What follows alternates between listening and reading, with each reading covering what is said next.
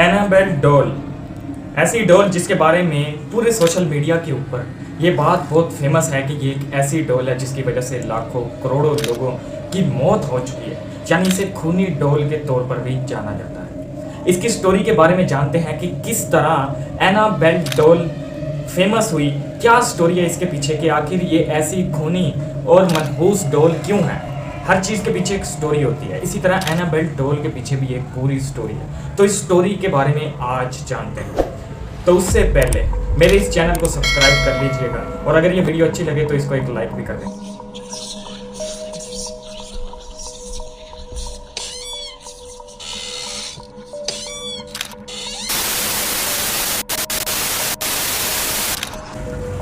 Nineteens की बात है। डोना की मदर ने उसे एक डॉल गिफ्ट की। वो डॉल एनाबेल डॉल थी। ठीक है, वो कॉमन सी बात थी। 90s में डोना ने जब इस डॉल को देखा तो वो बड़ी खुश हुई कि एनाबेल डॉल जो उसके पास उसकी मदर ने गिफ्ट की थी, वो बड़ी खुश हुई। जैसे बचपन के अंदर कोई बच्ची को अगर कोई गिफ्ट मिले डॉल वगैरह तो उसके साथ वो बड़ी खुश हो जाती है। इसी तरह डोना उस डॉल के साथ रहने लगी, उसके साथ खेलने लगी। डोना की एक दोस्त रूममेट एंजी रहती थी। उसने जब देखा कि डोना को उसकी मदर ने एक डॉल गिफ्ट की है तो वो देख के बड़ी हैरान हुई और उसको कहने लगी कि तुम इस डॉल के साथ खेलोगी। तो उसने कहा नहीं, मैं इस डॉल के साथ खेलने वाली नहीं हूँ, मैं इस डॉल को अपने पास रखूँगी और सिर्फ इसको अपने साथ सुलाऊंगी और बस वैसे ही रूम के अंदर रखना है, मैंने इसके साथ खेलना वगैरह नहीं। एनजी को बड़ी दिक्कत थी ये देख कर के डोना के पास जो डॉल है वो एक अजीब सी डॉल है। डोना को कुछ भी नहीं पता था। जो एनाबेल डॉल थी डोना के पास, वो कभी किसी चीज़ के ऊपर पड़ी होती थी, कभी ज़मीन के नीचे पड़ी होती थी, तो कभी डोना के साथ लिपट कर सोई भी होती थी। तो एनजी सुबह सुबह डेली हर रोज़ कमरे के अंदर आकर देखती थी कि वो डॉल कभी नीचे पड़ी है, कभी किसी चीज़ के ऊपर पड़ी है, कभी दरवाजे के पीछे और कभी गला लगाकर उसके साथ सोई पड़ी है। तो एनजी ने डोना को कहा कि तुम इस डॉल को क्या करती हो, कभी नीचे रख देती हो, कभी इस दरवाजे के पीछे रख देती हो और कभी कहीं। तो ये क्या सीन है? तो डोना ने कहा मैं तो इस डॉल को अपने साथ सुलाती हूँ, मैं तो इस डॉल को कहीं भी ना नीचे रखती हूँ ना कहीं ऊपर रखती हूँ, जस्ट इसके साथ रख कर सो जाती हूँ। तो एनजी हैरान होती है। एनजी कहती है कि मैं तो सुबह आती हूँ तो देखती हूँ कि ये डॉल कभी इधर पड़ी होती है, कभी दरवाजे के पीछे पड़ी होती है। तो ये सुनकर डोना हैरान रह जाती है और एनजी के जहन में भी अब बात ये चल पड़ती है कि आखिर इस डॉल के अंदर ऐसा क्या है, ये डॉल आखिर क्या है।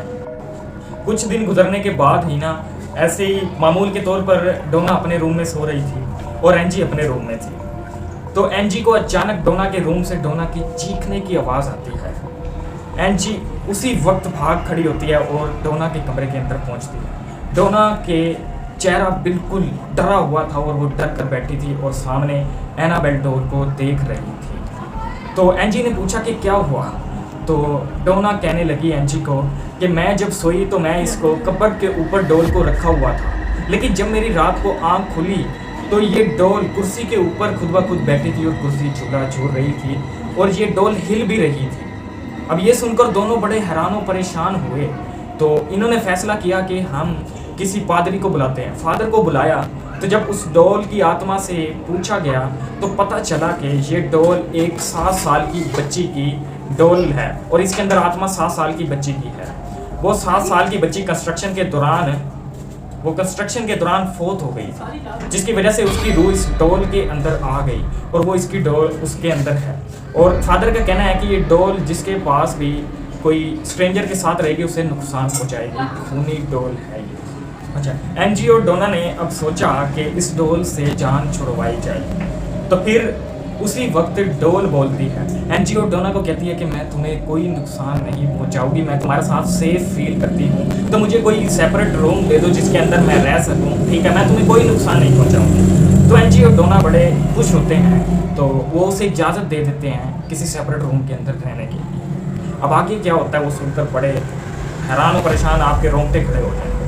अब डोना और एनजी अपने रूम के अंदर मामूल के मुताबिक सो रही थी, तो उन्हें एक अजीब सी फीलिंग होने लगी। जैसे ही उन्होंने सेपरेट कमरा दिया उसको, वो जैसे कि कोई हवाई ताकतें उनके साथ रह रही हैं और उन्हें बड़ी फीलिंग होने लगी कि कोई उन्हें देख रहा है, हर लम्हे कोई उन्हें चुपके से देख रहा है। वो बड़े परेशान हुए और उन्होंने सोचा कि अब इससे जान छुड़वाई जाए।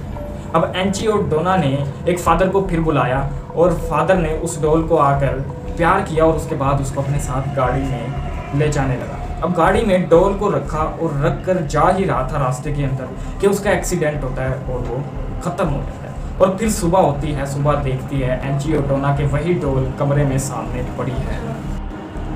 एंजी और डोना ने फैसला किया कि इस गुड़िया से जान छुड़वाई जाए।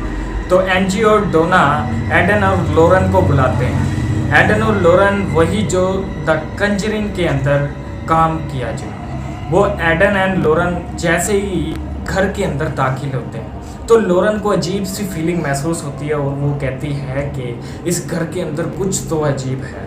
उसे पता चल जाता है। फिर वो जैसे ही डोल के पास आती है तो उस डोल को देखते ही वो फील करती है कि इसके अंदर कोई शैतानी ताकत है।